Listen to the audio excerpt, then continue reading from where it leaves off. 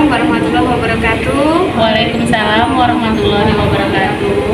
Apa kabar Ibu Yanti? Alhamdulillah baik, Bu. Alhamdulillah. Ibu Erma apa kabar? Alhamdulillah baik juga. Alhamdulillah. Oke, hari ini kita di sini akan melakukan praktik coaching ya. Nah, sebagai coachnya yaitu Ibu Yanti Fadilah. Benar, Bu. Dan coachnya yaitu Ibu Erma ya. Sebelum kita mulai praktik coachingnya, saya ingin bertanya dulu kepada Ibu Yanti, apa yang Ibu ketahui tentang kompetensi. Baik, Bu. Terima kasih. Di sini kompetensi coaching ada 3. Yang pertama, present atau adanya kehadiran penuh dari seorang coach. Yang kedua, seorang coach itu harus menjadi pendengar yang aktif. Dan yang ketiga, seorang coach itu harus mengajukan pertanyaan-pertanyaan yang berbobot. Ya, bagus sekali ya, Ibu berarti sudah mengetahui 3 kompetensi tersebut ya, yaitu kehadiran penuh, mendengar aktif, dan mengajukan pertanyaan berbobot. Nah, dari ketiga ini Bu Yanti, kira-kira mana yang ingin saya lihat secara spesifik dari percakapan coaching ini? Dari coaching yang akan kita adakan ini, yang saya akan memberikan di sini yaitu kehadiran penuh, di mana saya akan memposisikan diri saya, menghadirkan seutuhnya, sepenuhnya untuk permasalahan yang akan disampaikan oleh Kehadiran penuh ya dia yang akan saya lihat. Bu Erma siap jadi coachingnya? Siap Ibu.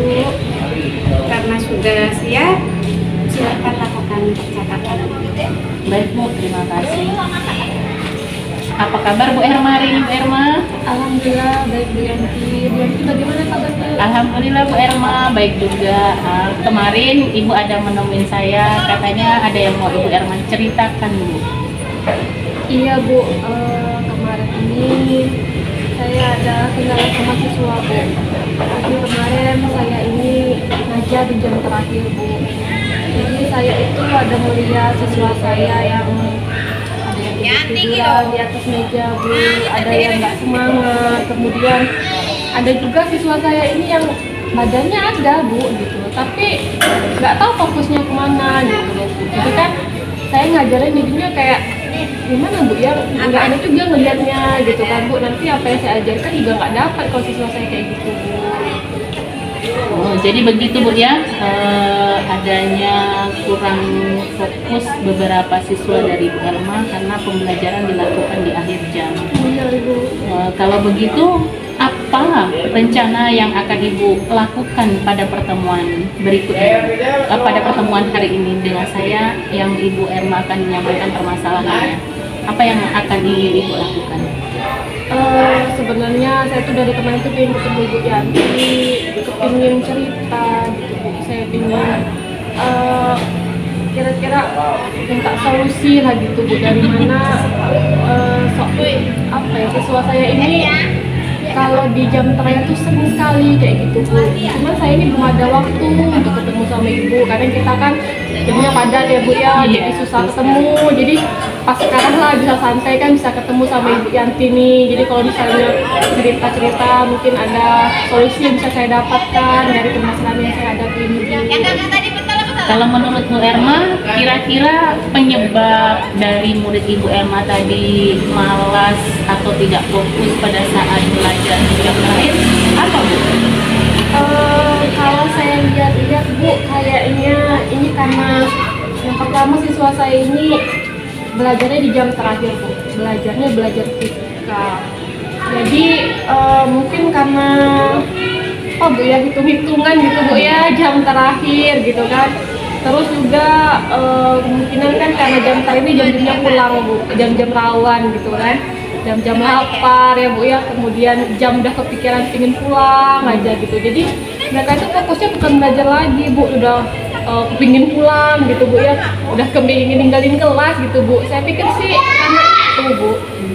Kalau menurut Bu Erma, kira-kira ada nggak faktor lain selain yang Ibu sebutkan tadi sehingga siswa ini menjadi kurang bersemangat dalam belajar, kemudian dia ingin cepat pulang gitu? Kalau menurut Bu Erma ada nggak faktor lainnya? Kayaknya ada sih Bu.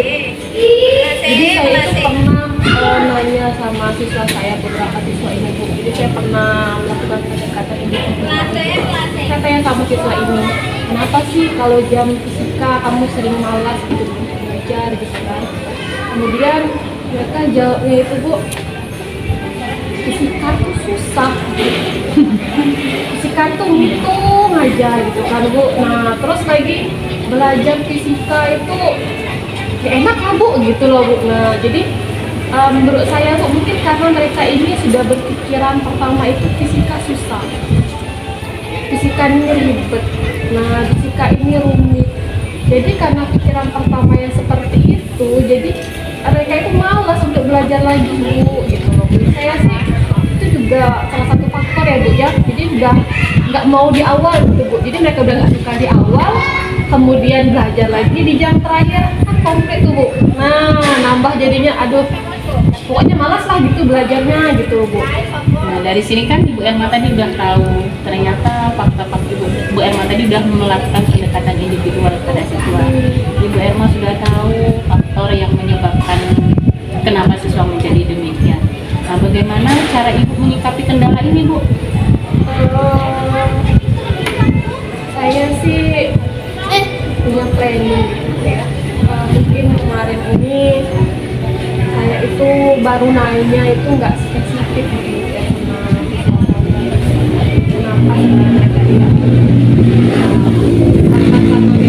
pelajarannya mungkin dari sayangnya mana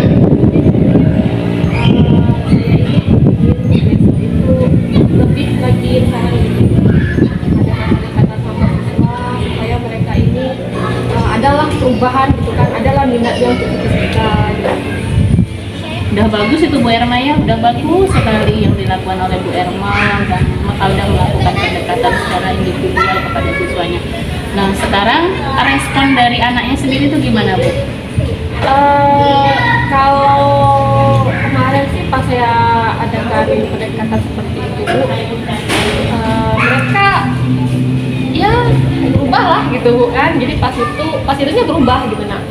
Nah itu juga Bu kemarin saya itu ada pas ngajar gitu kan, saya ada manggil siswa pas jam belajar gitu kan Bu. Jadi misalnya kayak saya lagi ngubah apa gitu, ngubah gaya gitu kan, saya tanya nih hukum 1 Newton apa gitu kan. Nah ketika saya tanyakan itu sama siswa yang tidak fokus tadi, dia langsung kabakan Bu gitu kan, dia langsung apa ya kayak gitu kan Bu. Nah pas saat saya lakukan itu fokusnya kembali Bu gitu, cuman ya itu jadi cuman paling ya sekian menit aja gitu Bu. Habis itu ya balik lagi kayak gitu lagi. Kalau kita belajarnya 2 jam pelajaran, ya paling fokusnya itu kembali cuma beberapa menit aja gitu Bu. Nah jadi sekarang kira-kira apa rencana yang akan Ibu Erma lakukan? Kedepannya ini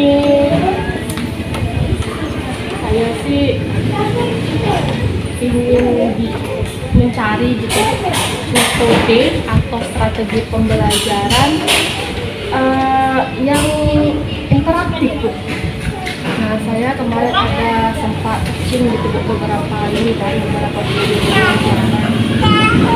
Saya kepingin buat metode pembelajaran di mana siswanya bisa aktif gitu Bu. Jadi memang semuanya aktif, nggak ada lagi celah buat mereka bisa tidur-tiduran gitu kan, buat main gitu kan.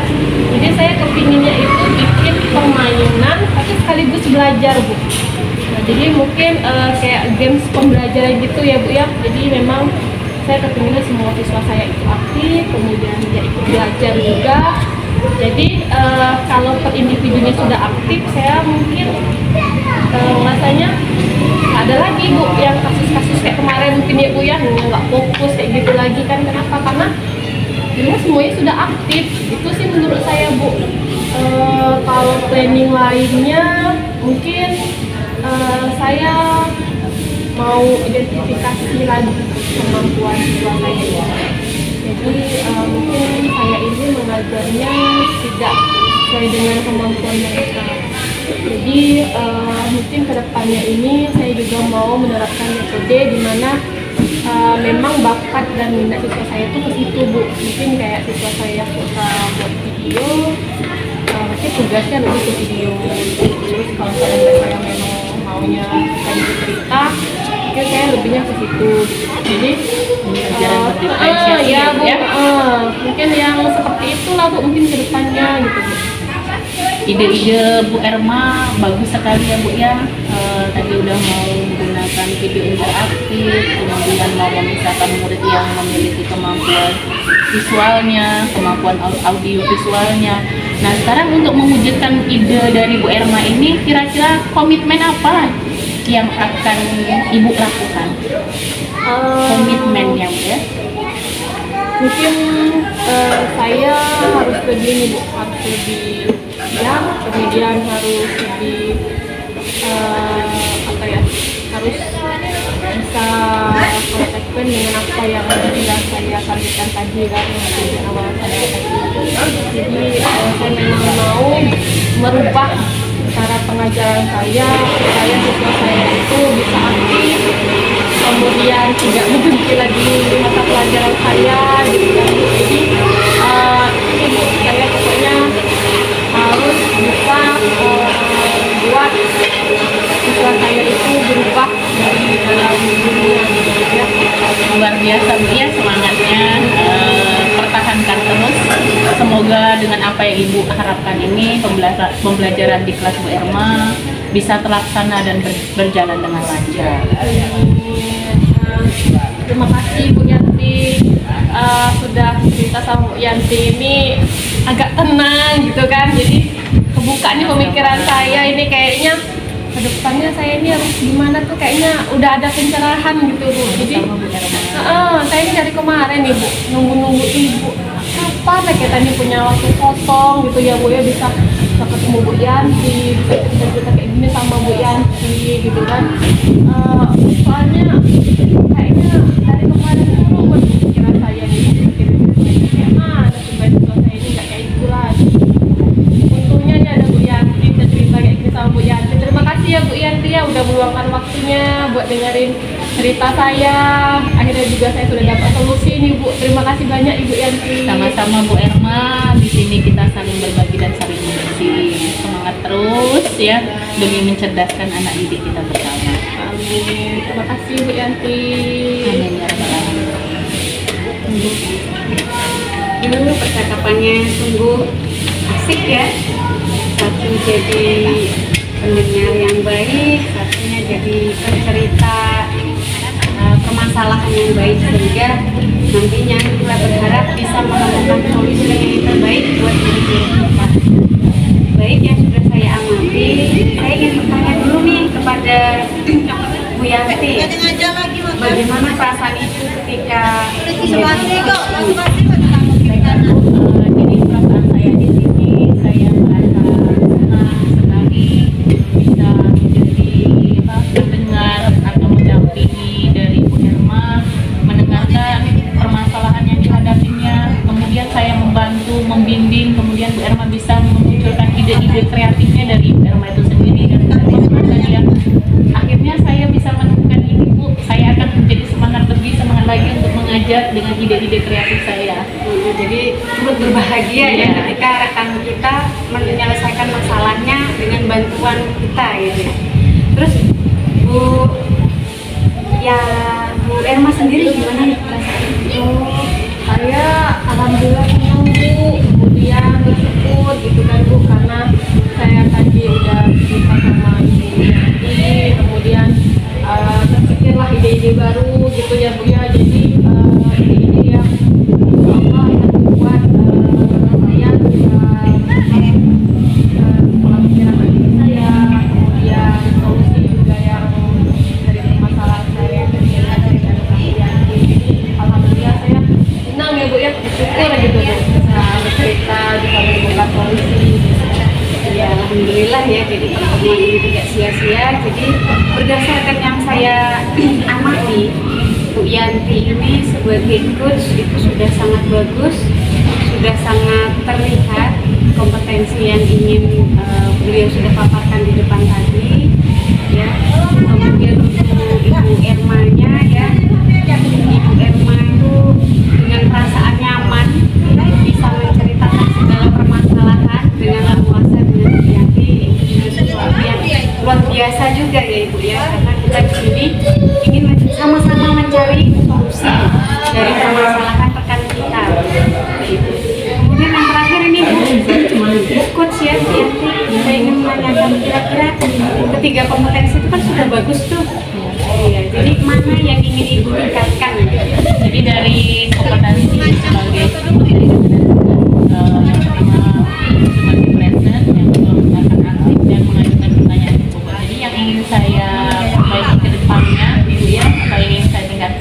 akan mencoba mengajukan pertanyaan-pertanyaan berbobot bagi coach saya.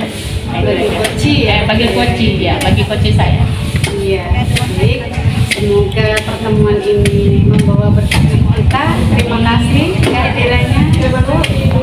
Iya. Kita tutup ya dengan wassalamualaikum warahmatullahi wabarakatuh. Waalaikumsalam warahmatullahi wabarakatuh.